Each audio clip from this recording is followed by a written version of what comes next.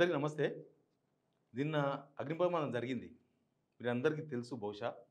పటాన్ చెరువు Pashamylaram industrial area అది. షిగాచి industries. Almost అక్కడ ఫార్మా సంబంధించిన ఇండస్ట్రీ అంటున్నారు. ఎనీవే అక్కడ కెమికల్ ఒకటి తయారైతుంది. అక్కడ జరిగిన ప్రమాదం ఎవరు ఊహించరు ప్రమాదాలను. కానీ చాలామంది చనిపోయిండ్రు. కొంతమంది ఇంకా దొరకలే ఆచూకీ. ఇంకా కొంతమంది అయితే బతికి బయటపడడం దేవుడా అనుకుంటున్నారు. కానీ ప్రభుత్వం ఇక్కడ ఏం చేస్తుంది? ఏం చేసింది? ప్రమాదం జరగడానికి చాలా కారణాలు ఉండొచ్చు. దానిలో ఆడిట్ సరిగ్గా ఉండకపోవచ్చు. తర్వాత కానీ ప్రమాదం జరిగిన తర్వాత ప్రభుత్వం ఏం చేస్తుంది అనేది కూడా చాలా ఇంపార్టెంట్. ఇది నాకు తెలిసి హైదరాబాద్‌లో జరిగిన ఇండస్ట్రియల్ ప్రమాదాలలో అతిపెద్ద ప్రమాదం ఇది. ఇండస్ట్రియల్ ప్రమాదాలలో. ఇంకా మనకు బేగం బజార్‌లో అగ్ని ప్రమాదం అవి ఇవి అవన్నీ ఉన్నాయి. డొమెస్టిక్ అగ్ని ప్రమాదాలు ఉన్నాయి. ఇండస్ట్రియల్ ప్రమాదాలలో ఇది హైయెస్ట్. ఇంతమంది దాదాపు అఫీషియల్‌గానే 40 మంది చనిపోయారని చెప్తున్నారు. 40 మంది. ప్రభుత్వ నిర్లక్ష్యం ఎక్కడుందని మీకు వీడియోతో సహా చూపిస్తా. ఆ వీడియో చూస్తే ప్రభుత్వ నిర్లక్ష్యం ఎంతుంది, ఎట్లుంది అనేది అర్థమవుతది. ముందేం నిర్లక్ష్యం ఉంది, తర్వాత ఏం నిర్లక్ష్యం ఉందో అన్ని అంశాల మీద మాట్లాడదాం. సబ్స్క్రైబ్ చేసుకున్న వాళ్ళు సబ్స్క్రైబ్ చేసుకోండి. ఈ ప్రమాదం ఒక్కసారిగా హైదరాబాద్‌ని ఉలిక్కిపడేటట్టు చేసింది. ఎందుకంటే ఇది ఎక్కడనో అక్కడెక్కడనో మారుమూల ఏరియాలోనో ఎక్కడనో అడవి ప్రాంతంలో జరిగితే ఎవరికి పెద్ద ఎఫెక్ట్ ఉండేది కాదేమో. అక్కడ 143 మంది పనిచేస్తున్నారు కార్మికులు. 143 దానిలో ఒడిషా, ఛత్తీస్‌గఢ్ అన్ని రాష్ట్రాల వాళ్ళు, మన తెలంగాణ వాళ్ళు కూడా ఉన్నారు కొంతమంది. దానిలో 40 మంది అఫీషియల్‌గానే చనిపోయారని చెప్తున్నారు. ఇంకా +2, +3 అని చెప్తున్నారు. అఫీషియల్‌గా 40 మెంబర్స్. హాస్పిటల్‌లో 39 మంది ఉన్నారు. తర్వాత ఒక 11 మంది ఆచూకీ దొరకలే ఇప్పటి వరకు. అక్కడ ఫ్యామిలీ మెంబర్సు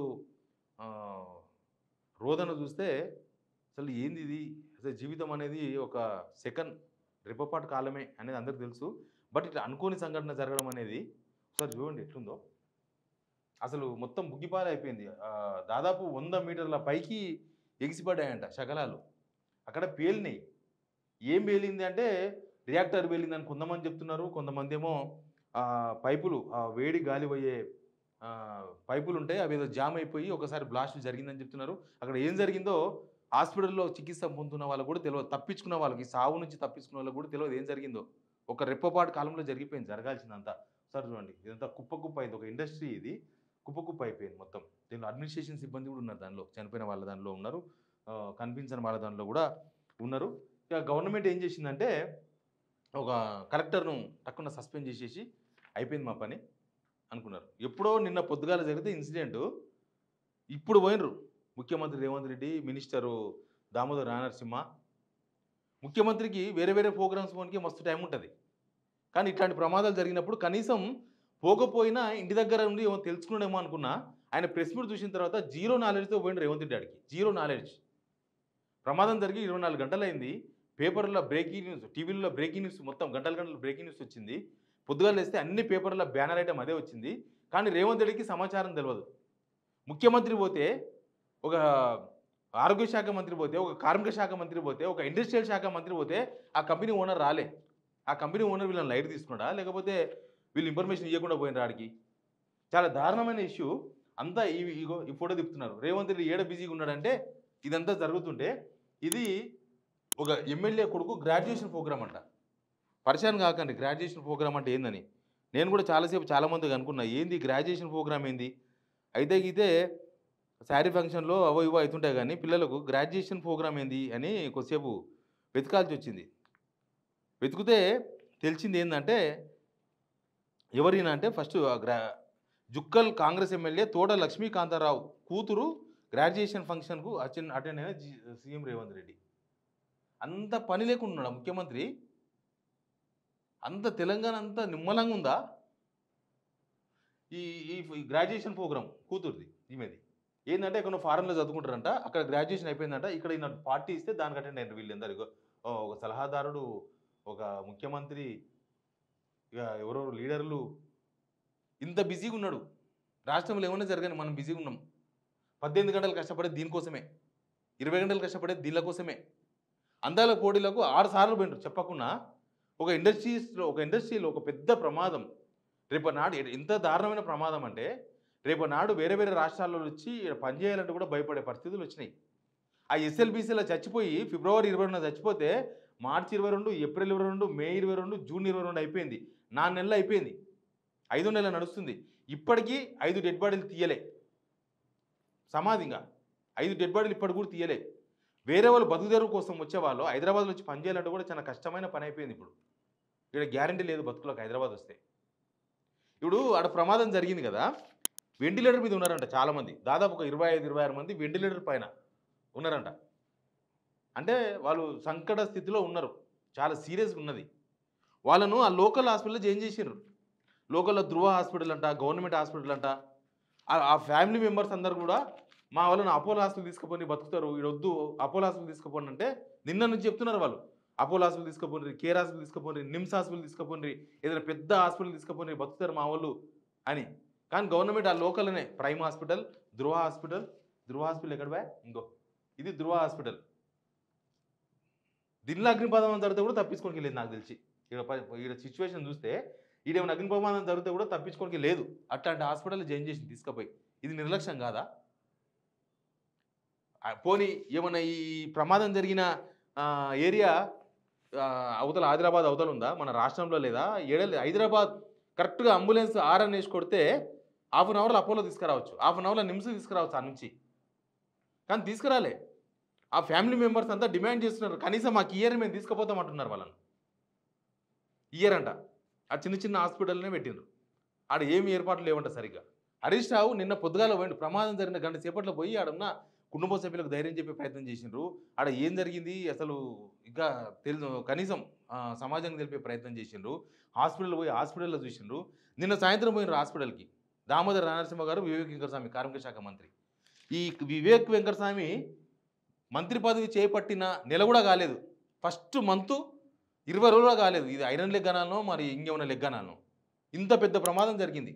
హైదరాబాద్ ఇండస్ట్రియల్ చరిత్రలో ఇంత పెద్ద ప్రమాదం జరగడం ఆల్మోస్ట్ తెలంగాణ వచ్చాక ఫస్ట్ టైం అంటున్నారు. మరి ఈ మంత్రి గారు బాధ్యతలు తీసుకున్న పుణ్యమా మరి ఏమన్నాను దీన్ని. ఒకసారి పోయినరు, ఇండస్ట్రీకి పోయినరు. కనీసం ఇండస్ట్రీ ఓనర్ లేడు, ఇండస్ట్రీలో ఒక పెద్ద దానికి సంబంధించిన ఆఫీసర్ లేడు. ఒకసారి చూడండి ప్రభుత్వానికి ఎంత కాన్సన్ట్రేషన్ ఉంది కేసు మీద. రేవంత్ రెడ్డి కనీసం ఇదేమన్నా చదువుకుంటూ వచ్చేదా? ఇంగ్లీష్ చదువుకుంటూ వచ్చేదా? తెలుసుకుంటే వచ్చేది. పేపర్ చూస్తే టీవీ చూస్తే వచ్చేది. అంతమంది పిఎస్లు, పిఏలు, సలహాదారులు ఇంతమంది ఉంటారు. ఒకసారి ఇదంతా ఎవరు దీన్ని కోఆర్డినేట్ చేస్తున్నది ఎవరని అడుగుతున్నారు. ప్రభుత్వ అధినేత ఆడకు పెద్ద ప్రమాదం జరిగింది, దీన్ని ఎవరు కోఆర్డినేట్ చేస్తున్నారో కూడా తెలియదు, అబ్జర్వేషన్ లేదు. మరి ఏడ బిజీగా ఉన్నారు సార్? ఒకసారి వినండి. చేసి దీని మీద రిపోర్ట్స్ అన్నిటిని కూడా మీరు పర్సనల్ కూర్చొని చేయండి. This point number 1. రంగనాథ్, మీరు ఎవరి డిజాస్టర్ మేనేజ్మెంట్ ఎవరు లీడ్ చేస్తారు? Arvind, who is looking after all these issues? Correct. ఈ అన్ని టీంలను ఎవరు coordinate? someone has to coordinate, someone has to give instructions to each individual department కదా. అంటే ఇప్పుడు వాళ్ళ వర్టికల్ వాళ్ళు పనిచేసి వీళ్ళ వర్టికల్ వీళ్ళు పనిచేస్తే కోఆర్డినేషన్ ప్రాబ్లం వస్తే it will become an another problem. So someone has to coordinate all these departments. ఇప్పుడు ఎందుకంటే ఆడ బిల్డింగ్ ఉంది, అది కొలాప్సబుల్ స్టేజ్లో ఉంది. ఒక వైపు నుంచి చేస్తుంటే ఇంకోరు అటు. అర్థమైందా? ఎవరు కోఆర్డినేట్ చేస్తున్నారో తెలియదు. రంగనాథ్ అని పిలుస్తున్నారు. హైడ్రా రంగనాథే ఉండొచ్చు బహుశా. ఆయన కుల కూడా దాంట్లో బిజీగా ఉన్నాడు, ఇట్లాంటి దాంట్లో ఉండడు. ప్రభుత్వంలో ఎవరు కోఆర్డినేట్ చేస్తున్నారో ఏమని తెలియదు. మళ్ళీ ఆయన దగ్గర హోంశాఖ ఉంది, ఆయన ప్రియమైన హైడ్రా ఆయన దగ్గరనే ఉంది, ఆయన్నే చైర్మన్ దానికి. ఇంకా విచిత్రమైన సంఘటన ఏం తెలుసా? వీళ్ళకు ఎక్సైజ్ ఎంత ఇస్తున్నారు అని అడుగుతున్నాడు. ఈయననే ముఖ్యమంత్రి లేకపోతే ఎవరికైనా బాధ్యతలు అప్పగించి ఇత్తగా రామ రెమోలాగా తయారయ్యండా? అది కూడా చూడండి ఒకసారి. చనిపోయిన వాళ్ళకు అర్జెంటుగా ఏం డబ్బులు ఇవ్వాలి, ప్రభుత్వం ఏం ఆర్థిక సాయం చేయాలి, అక్కడ చికిత్స పొందుతున్న వాళ్ళకి ఏం చేయాలి, అది ప్రభుత్వ పెద్దకు తెలియదు. వాళ్ళని అడుగుతున్నారు ఎంత డిసైడ్ చేసిండ్రని అడుగుతున్నారు. అంటే ఈయనకు తెలియకుండా నడుస్తుందా ప్రభుత్వము? ఒకసారి వినండి. Someone has to take a decision on the spot. Now the issue is that compensation. Who has to take a final decision? So government किससे बात करना, कौन किससे negotiate करना, how to conclude, how to negotiate. We should have some action plan from our side and from their side. Jacob, have you decided anything to this compensation? What is your action plan for that? You tell me, that's okay. What is your this thing? ఏంది ఈయన పంచాయతీ ఆడ వయసు ప్రమాదం కాడంటే ఆ కంపెనీలో ఎవరో మరి ముఖ్యమైన వాళ్ళు ఎవరు లేరు. వీళ్ళు పోతే ఇంతమంది మంత్రులు పోతే ఆ కంపెనీ వాళ్ళు ఎవరు లేరు. ఎవరో ఉన్నారు ఓ ఉద్యోగి. ఆయనతో మాట్లాడుతున్నారు. ఎవరు కంపెనీ ఆయనతో అడుగుతున్నారు. ఎవరిస్తారు పైసలు మీరు? ఎంత ఇస్తారు? ఎంత ఇద్దామనుకుంటున్నారని. గవర్నమెంట్ డిమాండ్ చేసి చనిపోయిన వాళ్ళకు ₹1,00,00,000 ఇస్తారా? క్షతగాత్రులకు 50 లక్షలు ఇస్తారా? అసలు వాళ్ళు ఆడ ఆ చిన్న చిన్న హాస్పిటల్ ఎందుకు ఇచ్చిర్రు? తీసుకుపోయి పెద్ద హాస్పిటల్ చేర్చాలి. అది కదా ప్రభుత్వం మాట్లాడాల్సింది. బతిమలాడుతుండ్రు వాళ్ళను. ఎంత ఇస్తారు? ఎంత ఇస్తారని. ఎంత ఇస్తారు? లేరా మీ వాళ్ళు ఎవరు లేరా? ఏందో ఈ లాలూచి కథ ఏందో. ఇక ఆయన ఎవరు అడిగినా చెప్పినా కదా, అసలు ఓనరే లేడు. ఒకసారి చూడండి. ఓనర్ లేడు, ఒక ముఖ్యమైన ఆఫీసర్ లేడు. అడుగుతు శ్రీధర్ బాబు పాపం పరిశాన్ ఉన్నాడు. Who are not capable to do further anything.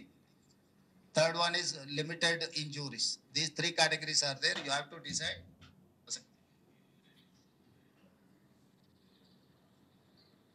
He has to come. No, the major accident taken place in your premises. He has to come. He has to see. He has to visit deceased persons or who is alive. So he cannot avoid the situation. No, he has to come. Ask him to come and meet our district minister and labor and employment minister. CM not different. What CM Saab has told, we have to now act on humanity basis. And we are sorry to say that your top management is not here after 24 hours. So he, if he's so preoccupied, why he has to run the factories? Now, such a major incident, fatal incident, accident has taken place. And అర్థమైందా? ఎవరు లేరు మీ management ఏందని అడుగుతున్నాడు. ఏమనుకుంటారు నాకు అర్థం కాలేదు. వీళ్ళే తగ్గించుకుంటున్నారా? అవతల వాళ్ళు తగ్గిస్తున్నారా? పోయేటప్పుడు ఇన్ఫామ్ చేసి గంట ముందో 2 గంటల ముందో వాళ్ళని దింపాలి బాధ్యులను. ఒకవేళ వాళ్ళు బాధ్యత తీసుకోకపోతే గవర్నమెంట్ బాధ్యత తీసుకొని మొత్తం సీజ్ చేసి పడేసి ఉన్న వాళ్ళందరినీ తీసుకుపోయి ప్రైవేట్ హాస్పిటల్ జాయిన్ చేసి తర్వాత ఆయన దగ్గర నుంచి కక్కియాలి. ఆ ఇండస్ట్రీ ఓనర్ దగ్గర నుంచి కక్కియాలి డబ్బులు. అది కదా కావాల్సింది యాక్షన్. బతిమాడుకుంటున్నాడు పోయి. ఎవరు రాలేదా? ఎందుకు రాలేదు? రావాలి కదా మేము వచ్చినప్పుడు. What is this? ఇక వీళ్ళని నమ్ముకొని ఏమైనా ప్రమాదం జరిగితేనే ఇంత యాక్షన్ ఉంటుంది వీళ్ళతోనా? రేపు ఏమైనా జరగడానికి జరిగితే ఎవరు బాధ్యులు? కంపెనీలను చెక్ చేసే బాధ్యత తీసుకోలేదు. ఎండాకాలం మొత్తం నిమ్మలంగా ఉన్నారు. రంగనాథ్ అక్కడ ఏసీలో ఉన్నారు, రేవంత్ రెడ్డి ఇక్కడ. అందరూ 20 గంటలు కష్టపడతారు. దేనికోసం కష్టపడతారో తెలియదు. 20 గంటలు ఎవరు ఒక కంపెనీ చెక్ చేసిన పాపన పోలే. మాట్లాడితే నేను ఒక రిపోర్ట్తో మాట్లాడిన లోకల్ అసలు నో చెకింగ్స్ అంటే ఈ సమ్మర్ ఏమీ లేదు. చూస్తేనేమో ఇది కథ. Please subscribe signal TV.